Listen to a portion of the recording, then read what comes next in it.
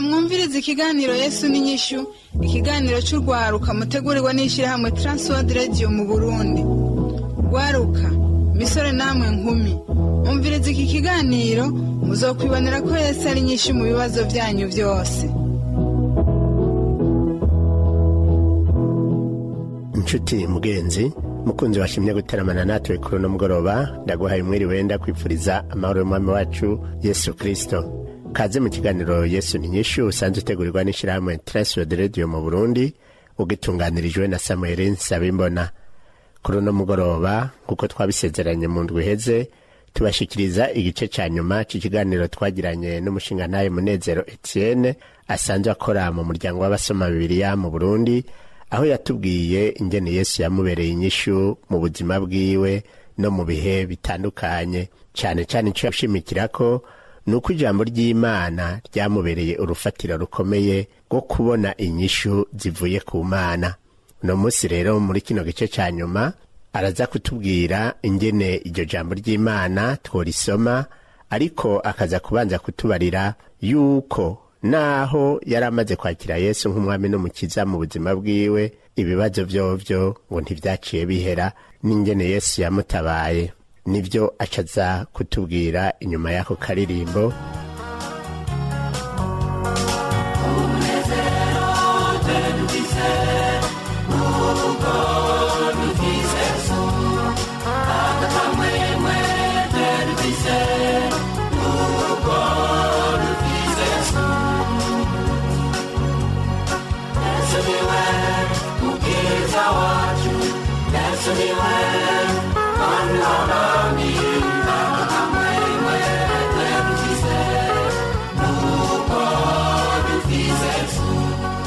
Murakoze cyane baririmbyi kuri ndirimbo yanyu nziza. Umwami wacu Yesu Kristo nabahezagire.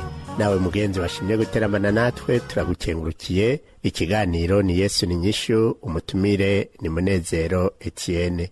Mushingantahe Munezero, nagomba nongere ndaguhe kaze muri kino kiganiro cacu. Murakoze. Twarumvise yuko rero wewe ufise vyinshi Imana yagukoreye, yishuye uhereye mu muryango mwakuriyemwo, mu mashuri aho mwagiye muriga, mwarabonye ukuboko kw'Imana muri ayo mashure, mwarabonye ukuboko kw'Imana mumaze kurangiza amashure, muranabona ukuboko kw'Imana igihe mwagomba kuba kugwanyu mu gucagura uwo muzokubakana, kandi Yesu yagiye abanezereza n'igihe mwari mumaze kubakana. Mbega iruhande y'ivyo abantu benshi hari igihe bahora bagira bati mu buzima ntihabura ibigorana. Hari vyabagoye? Ego cyane, ngira ngo abantu ntibakunze kuza barabivuga, ariko jewe kuko nzi bitanyoroheye, ariko kandi nkabona ikiganza c'Imana, ndumva no bishinga kw'intahe.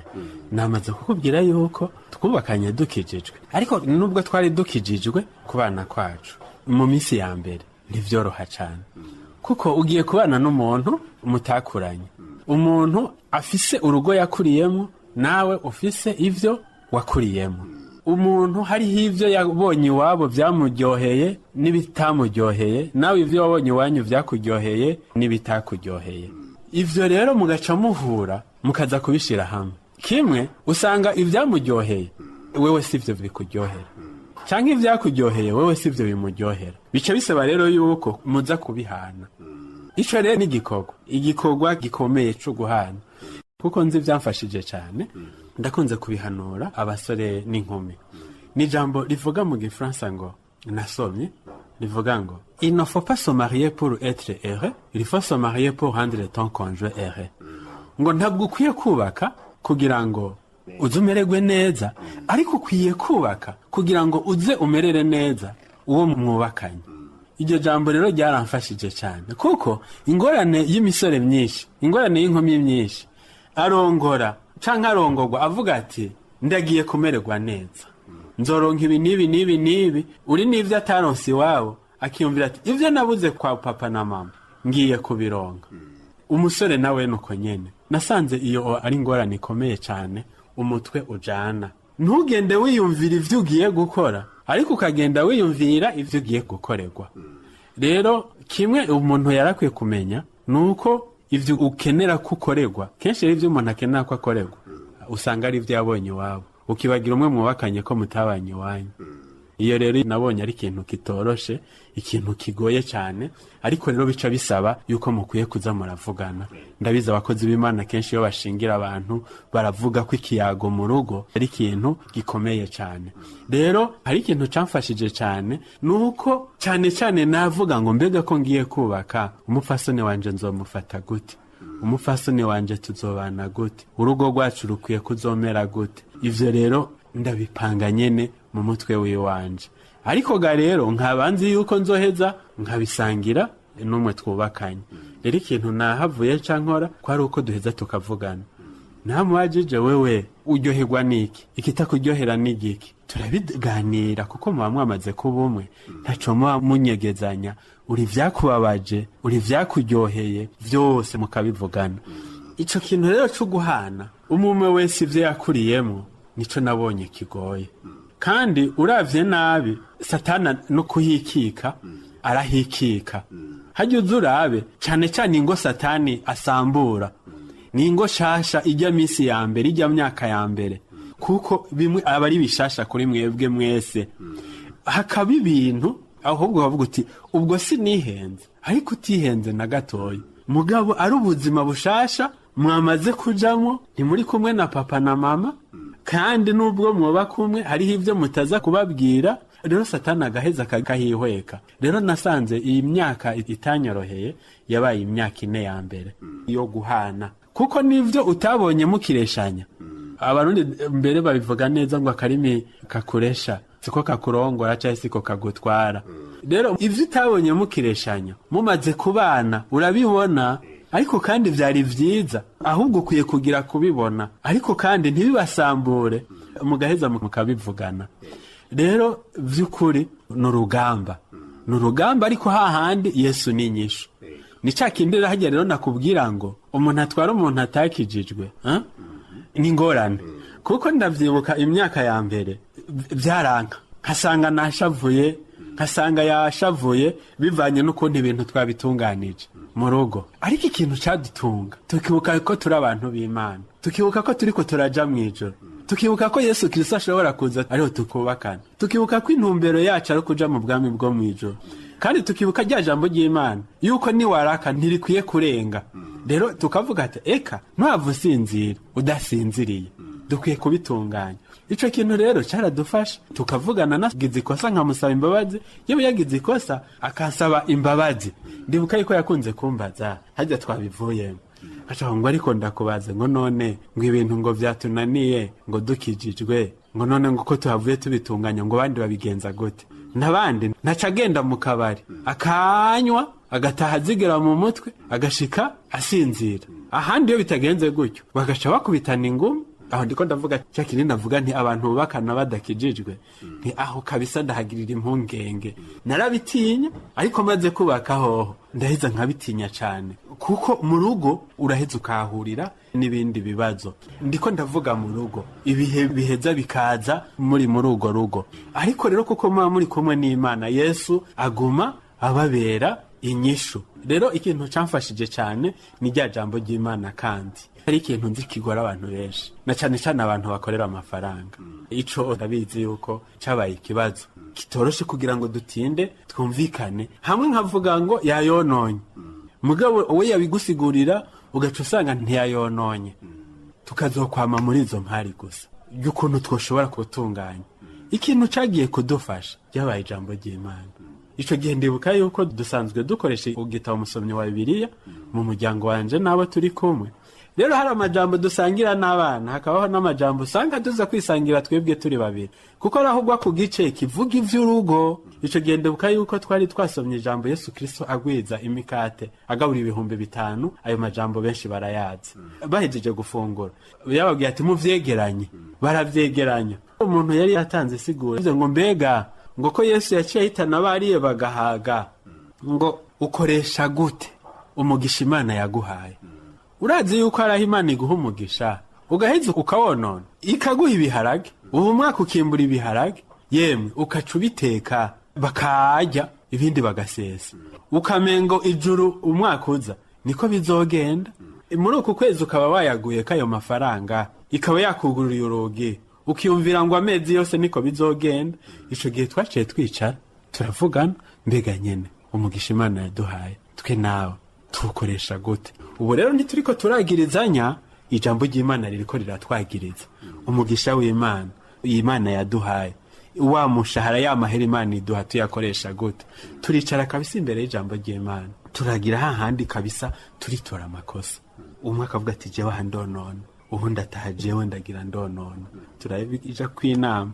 Hanyuma kandi ico gihe mbere twaranabwiranye n'amajambo akomeye. Hagere nasanze umugore n'umugabo bapfubusa, bapfubusa, kuko harageze igihe ambwira amajambo akomeye. Arambwira ati abi wanyu bakwatsa amahera urabaha, abi wacu bakwatsa amahera urabaha, ariko jewe nayakwaka ukazobanza kunjyagagura nkuko ndayajana mu kabari, nkuko ndayajana iwacu, kuko si ndayajana. Ico bakeneye uramfasha tukagikora, none uyumvira ko ndayajana hehe? Guhera ubu sinzosaka kwaka amahera. Aho gasatani arateye, nanje kaca ndabimubwira nti nanje guhera ubu sinzokusubira kukwima amahera. Ntimugabo ikintu nagomba ndakubwira, erega abantu bose bimwe bakiye kuza barabwirana ukuri. Namubwira nije sinzokwama ndi umurongozi w'umuryango wa Soma Bibiliya, kandi ntituzokwamana. Ndashobora guhamagagwa n'Imana canke nawe ugahamagagwa n'Imana. Urashobora kubona ko ushobora kubandanya ubaho n'uyu muryango Imana yaduhaye. Murumva ko twabwiranye amajambo akomeye, ariko tuca turatekereza. Nakubwiye ko turi abantu b'Imana, tuca turatekereza turabitunganya. Kandi rero ngomba ndakubwiza ukuri, guhera ubwo ntabwo nasubiriye kugira kimwe nasanze ari kwa kutavugana, kuko twabwiranye amajambo nta na kimwe, byose twaciye tubikorera ngaho. Amahera akayakoresha, akavuga nayakoresheje iki, nanje nkayakoresha nayakoresheje iki. Mugabo ibidakenewe akavuga ati iki ntigikenewe, canke iki si umwanya wacu. Umwanya wacu ni iki, casanga bigenda neza. Rero aho ndiko ndakubwira Yesu naho niko yagiye atubera inyishu. Muvuga rero muti ibibazo ku muntu w'Imana ntibibura, ariko no muri ivyo bibazo byose bishobora kuza Yesu umwizeye araseruka. Ahubwo ico ndagomba ko abakristo bacumva, aho niho binanatugorera. Ukijijwe ntuco ugenda mwijoro, oya, ubandanya ubuzima ububamwo uko abandi bariko barabubamwo. Ubukene buduteye mu gihugu budutera twese n'abantu b'Imana, niyo nyene ubutunzi buje butuza ko twese. Rero hariho ivyo dusangira n'abandi, ivyo rero nivyo twari dukwiye gutahura nk'abantu b'Imana. Mugabo uko abandi babibamwo siko twebwe dukwiye kubibamwo. Ico nico gikwiye kudutandukanya n'abandi. Hari indirimbo maze imisi nza ndumva ku maradiyo bavuga ngo babona ngo dusangira ibishimbo, ngo bakabona tugendana, ngo bakiyumvira ngo turasa, ngo ariko ntidusa, ngo mu kanya gatoyi ngo turatandukanye. Ni indirimbo numvise nyene yamfashije cyane. Rero icyo dukwiye gutahura, ukijijwe ubuzima burabandanya, urahura n'ibibazo mu rugo nk'uko abandi bahura n'ibibazo, ariko Yesu twizeye nico kintu kindyohera. Umwemereye mukagendana nawe, murabana, akagukingira ivyo bibazo, atabigukingiye akakureka bikaza, mukabana muri ivyo bibazo, akagusangaho akakubwira ngo humura, ndi kumwe nawe. Ivyo rero irya jambo ry'Imana nakubwira turabibona neza. Shadraka na Meshaki na Abedenego, umwami yababwiye ngo Nebukadineza ati mbega hari umuntu ava bakora muri kuno kuboko kwanje. Urabwira ati Imana dusengira ashobora kudukura muri uko kuboko kwawe, ati n'uwo muriro wacanye shobora kuwudukiza, kandi nubwo ito bigira gutyo tugenda tugusenza. Imana ico yakoze ntabwo yabakuye mu kuboko kwa Nebukadineza, yarabaretse kuboko kwa Nebukadineza kuraterura batererwa mu muriro, ifi bisangira mu muriro, yibanira nabo muri uwo muriro. Daniyeli iramureka, bamuterera mu rwobo rw'intambwe, imusangayo. Rero Imana irashobora kukurinda ubukene ntibukuzeko ugatunga. Rero baratwumviriza, hajya nimba utunze, nimba ufise ivyo ugaburira abana, uwundi abironka bigoranye canke atanabironka, ntugire hajya ngo wamurushije kugororoka canke ngo wamurushe gusenga haba na gatoya. Nawe iraza kandi igacimusanga muri bwa bukene bwiwe, ikabana nawe, ikamuzigama muri ubwo bukene, igihe kigeze ikamuha agatambuka. Ico rero nico nari ngovye kuvuga yuko dukwiye kugira gutahura, turi mw'isi ariko tuyirimwo nk'umuco. Rero muri uwo muco ivyo bidushikira kandi bigashikira n'abandi. Harakwiye kubaho itandukaniro ry'ukuntu tuvyifatamwo, noneho abandi bakakigwa n'uwo muco. Rero mu ijambo rimwe ko wari ubivuze, uri umuntu w'Imana mu buzima bwa gikristo, ibibazo biraza, ariko Yesu tubana niwe aheza akatuneshereza, noneho bigaca bihaboneka itandukaniro ry'uwizera n'utizera. Koko yaranabivuze muri rya jambo ry'Imana mwamye muvuga, aho yavuze ati mw'isi muri n'amarushwa, ariko muhumure jewe naranesheje isi.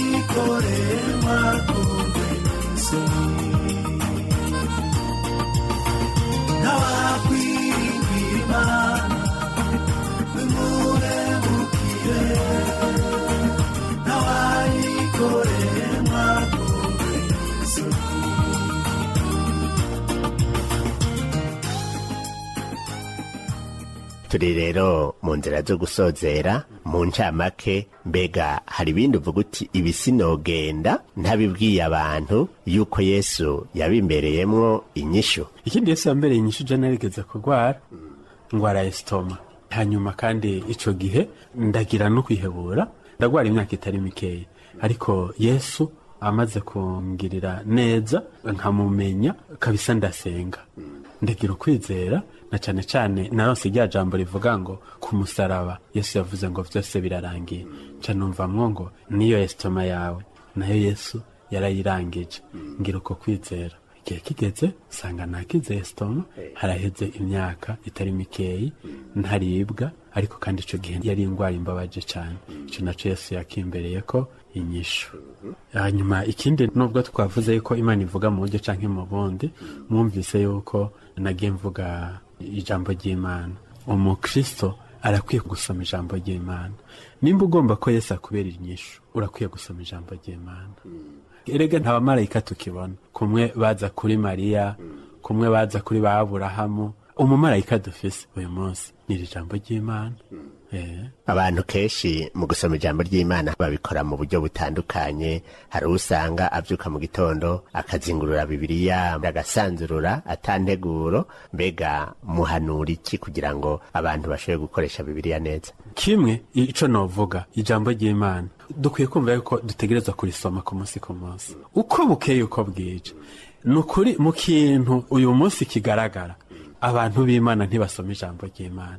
Bibiliya zirahari, wagombohe no kuzimba iranazimvye, ariko kandi umuntu akayihebera akayironka. Mugabo ugaca usanga tuyisoma turi mu rusengero. Ikintu rero ca mbere coco nagomba kubwira umuntu wese ariko aratwumviriza, umuntu yakijijwe akaba azi gusoma, arakwiye kumenya yuko gusoma ari ikintu Imana idusaba. Yesu arakivuga ngo hahiriwe uwusoma, hahiriwe n'uwumva. Abize barabizi yuko igihe ikintu uri kuragisoma kirinjira cane kurusha ico bariko barakubwira.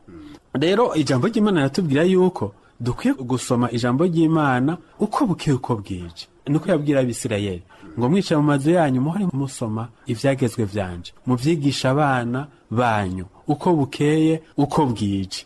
Ico rero ni ikintu dukwiye kwitwararika. Ikindi naco, abavyeyi turitaho ugwaruka, turitaho abana bacu. Wagomba n'amashuri azimvye tukabaronderera, ariko ni gake usanga iki cyo kubaha indero nziza tucitwararikaho cane. Wagomba ibintu vyose tukabikora rya ziko rya kera, uyu munsi rikwiye kugaruka ku ijambo ry'Imana. Nta kindi, ni vyizera yuko duhita abo bana tukababwira iryo jambo ry'Imana. Ariko rero noneho ngaruke ku muntu wese ku giti ciwe avyumve. Umukristo wese nimba adasoma ijambo ry'Imana kandi Imana yaramuhaye gusoma, hari ikintu ahajije. Gusoma ijambo ry'Imana rikwiye kuba mu buzima bwacu bwa misi yose. Ico ni cambere. Ikindi naco, n'abasoma ijambo ry'Imana kenshi bapfa uko babikoze, ariko gusoma ijambo ry'Imana uri kurasoma Bibiliya, turabona Abisirayeli bobo baragenda ahantu. Urabona Yesu asanga Natanayeli yari ahantu ari munsi y'igiti yicaye ariko arasoma ijambo ry'Imana. Bisigurwa ngo gusoma ijambo ry'Imana ukwiye kugenda ahantu hiherereye, ahantu hatekanye, ugasoma ijambo ry'Imana. Nturisoma uragiye inka, ntibikunda. Kiretse wazahuye ahantu hari haruguru umugani ushaka kubiri hagati y'imirimo uragiye inka ngo ugomba usome ijambo ry'Imana. Uri muri butike nahone biragoye, umukiriya azaraza concentration canke kwa kuzirikana cane biraheza bikagenda. Rero twebwe mu muryango wa Samariya dusanzwe tunanabikora guhimiriza abantu gusoma ijambo ry'Imana. Tugusaba yuko ugenda ahantu hatekereje. Ikindi naco tugusaba kuraba amasaha gufasha bivanye n'akazi ukora. Uri umurimyi ukavuga uta amasaha mfasha nayo, uri umukozi wa leta uta amasaha mfasha nayo, wikorera utwawe amasaha amfasha nayo, uri umunyeshuri amasaha mfasha nayo. Hama turafise igitabo umusomyi wa Bibiliya dusanzwe noneho kinafasha abakristo gusoma ijambo ry'Imana ku munsi guhera itariki ya 1 gushika itariki ya 31 Kigarama. Ni igitabo gifasha cyane kuko ku munsi wose tukwereka aho usoma, kandi utatahuye turanaguha n'insiguro. Harimo n'ibibazo birimo tugusaba kugira ngo wiyumvireko, bica bigusaba ngo winjire mu ijambo ry'Imana.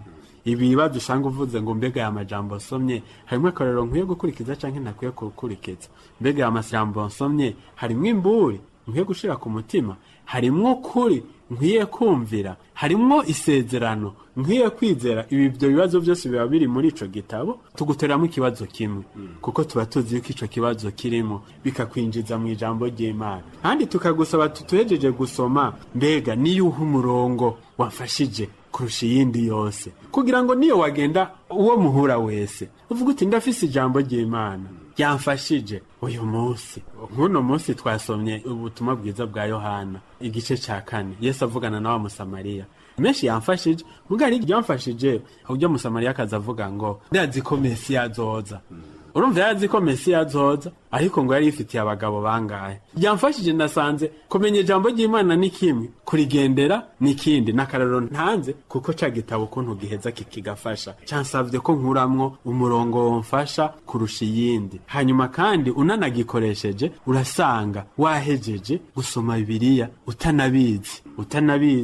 Ndazi yuko guhera 98 ndagikoresha, ndamaze gusoma Bibiliya incuro kenshi kuko nkoresha ico gitabo umusomyi wa Bibiliya. Ikibuza yuko nsoma n'ibindi bice haba na gato y'umugabo coce kirampa discipline kuko kigusaba kudasiba n'umunsi n'umwe, no kuvuga nundi mwigisha. Ikindi naco kandi kiranafasha no mu muryango. Hajya ntivyoroshe kwegeranya abo mu muryango ngo ubabwire ubutumwa bwiza, baca bakubwira ko atari mu rusengero canke bakakubwira ko utari umupasitori, ariko iki gitabo gicika umupasitori kuko umwe wese avuga ukuntu impwemu y'Imana yamuhishuriye ya iryo jambo. Rero iki gitabo kirafasha. Hariho n'ibindi bitabo bishobora kurongora abantu gusoma ijambo ry'Imana, ariko ico nari ngombye kuvuga ni vyiza yuko uronka ikintu kurongora gusoma ijambo ry'Imana. Rero mu muryango wa Soma Bibiliya turafise iki gitabo. Nk'ubu iki ni cy'umwaka wa 2012, ubu dutangiye gutegura ikizofasha abakristo gusoma ijambo ry'Imana mu mwaka wa 2013. Murakoze cyane nshuti nawe mugenzi uri kurumviriza kino kiganiro ca Yesu n'inyishu. Urumva yuko Imana ivuga mu buryo bumwe canke mu bundi, ariko cyane ikavuganira n'abantu bayo mu ijambo ryayo. Kandi nkuko umushinga ntaye Munezero ariko arabivuga, gusoma ijambo ry'Imana ukwiye kubikora mu rutonde ku buryo ushobora gusoma Bibiliya, mbere ukazosanga warasomye ibiri muri Bibiliya vyose kandi ukabizirikana ko kanagerageza no kubigendera. ni kuri izi mpanuro twagomba kurangiriza ko kino kiganiro, ariko mwumvise yuko igikuru ni ukwakira Yesu nk'umwami n'umukiza mu buzima bwanyu. Hamwe rero mugenzi, woba nawe ugomba kwakira Yesu nk'umwami n'umukiza mu buzima bwawe kugira ngo aze akubere inyishu y'ibindi bibazo woba ufise, uciye bugufi aho nyene uri. Nkasaba umutumire wacu agusengere. Mwami Yesu, reka tugukengurukire cyane gose kuri kano kanya keza mwami, ubu buryo bwo gushinga intahe y'ivyo wadukoreye. Ni naco gituma ndakweretse uyu yifuza yuko uwo mubera inyishu kugira ngo umufashe. Ukeneye kukwakira data, umwemerere Mana ko yamaze kugurura urugi bane nawe, niko wavuze yuko ngo mpagaze ku rugi ndaramukije, umuntu niyumva ijwi ryanje akugurura urugi ndinjiriwe dusangire. Winjire mu mutima wiwe. Kandi ga mwami, tuboneyeho no gusabira abantu bariko barakurikirana kino kiganiro nabo bafise ibibazo Mana, ibibazo bitandukanye. Ndagusavye Mukama w'imbabazi nyinshi, nabo babera inyishu. Igihe kigeze baze bagushingira intahe, baze bavuge yuko ibidashoboka ku mwana w'umuntu iwawe birashoboka. Urakoze kuvyumvise, n'ibindi bwiruke tutarinze kugusaba ubona vyogirira ikimazo wapfukamye imbere y'inyonga zawe akwakira canke ashaka ko umubera inyishu. Ubiduhere umuntu n'imbabazi zawe, ni muri rya zina ryawe tubisenze, amen. Sinarikomeye, sinarimbaraga, sinarihebuje, Yesu mwami w'abami. Yesu, oh Yesu, sinarisumba yandi. Yesu, Yesu. Ikiganiro cyacu cyo kuri uno mugoroba tukigarukirije ngaha. Turakengurukiye cyane umutumire wacu Munezero Etienne yadufashije kukibatunganiriza. Dukengurukiye nawe mugenzi washimye guteramana natwe. Ukaba nawe ugomba kutubaza cyangwa kutwunganira, ugomba gushinga intahe yuko Yesu yakubereye inyishu, urashobora kutwandikira canke ukatutelefona. Mu kutwandikira wobikora ubicishije ugasanduku ka poste 1140 i Bujumbura, canke ukarungika ubutumwa SMS kuri telefone ngendanwa 77 amajana 739 amajana 35 canke 79 amajana 84 amajana 286 canke naho ukandika kuri email Yesu bose mwijambo rimwe @yahoo.fr canke ukadutelefona kuri za telefone ngendanwa canke kuri telefone yo mu biro 22 24 26 57 canke utugenderaho dusanzwe dukorera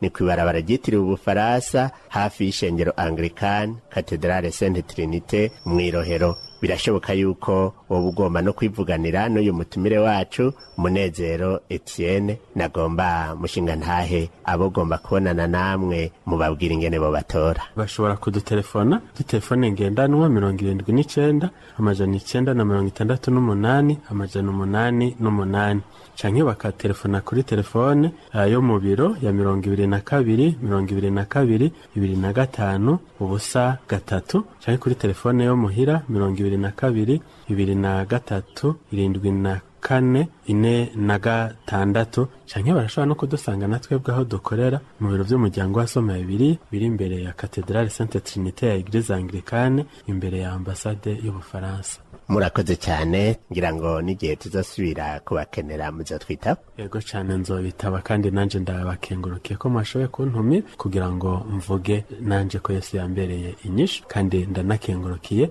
n'abantu bashoboye kudukurikirana, kandi ndabifurije kuzosoma ijambo ry'Imana ku munsi kuko mu ntahe yanje mwumvise yuko nagiye mvuga yuko Yesu yambereye inyishu kenshi akoresheje ijambo ryayo. Eka nawe mugenzi turagukengurukiye cyane, kandi turakwifurije amahoro n'umugisha biva ku mwami wacu Yesu Kristo.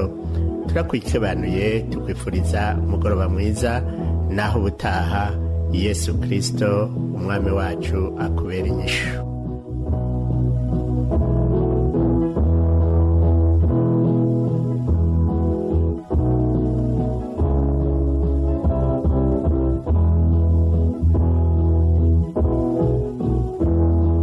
Ico cari ikiganiro cy'urwaruka Yesu n'inyishu mushikirizwa n'ishirahamwe Transworld Radio mu Burundi.